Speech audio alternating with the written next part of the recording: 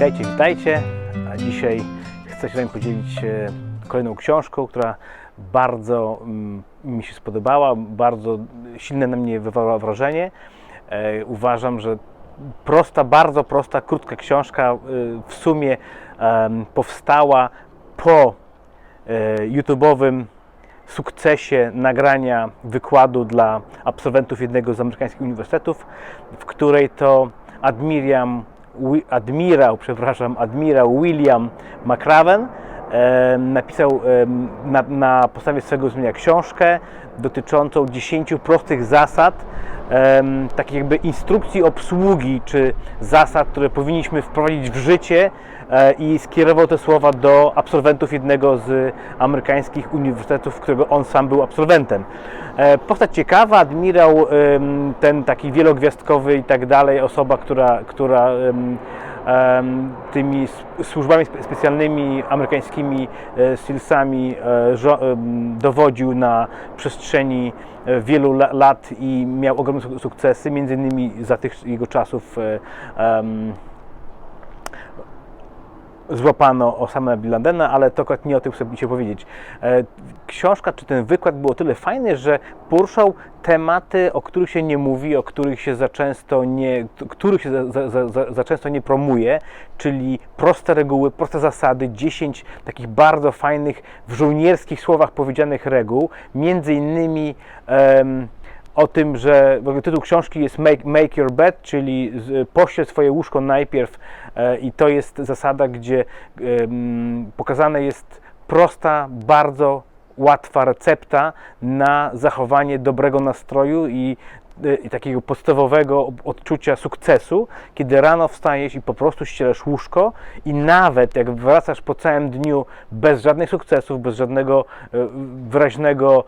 jakiegokolwiek sygnału pozytywnego, że to, że sobie rano poradziłeś z tym łóżkiem i wieczorem wracasz i to jest wszystko jakby czasami jedyny twój sukces tego dnia, to powoduje, że ten następny dzień będzie po prostu lepszy i będziesz miał dobry nastrój, więc ja osobiście bardzo polecam, żeby przeczytać tę książkę. Książka ma tytuł właśnie Make Your Bed i książka jest z tym angielskim tytułem po polsku również dostępna. Ja mam ją na Kindle i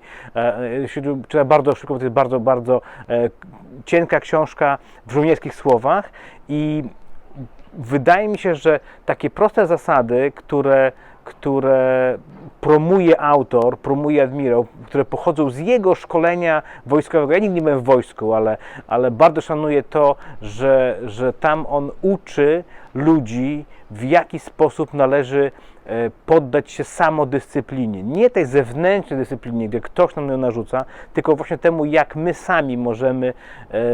narzucić sobie dyscyplinę i dzięki temu mamy możliwość osiągnąć w życiu nasze cele, założenia, czy sukces w jakiejkolwiek sferze byśmy nie chcieli. I ta samodyscyplina oparta o 10 takich prostych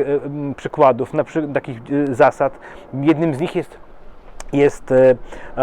zasada, która mówi, że nawet jak się trafi, tak jak on to nazywa,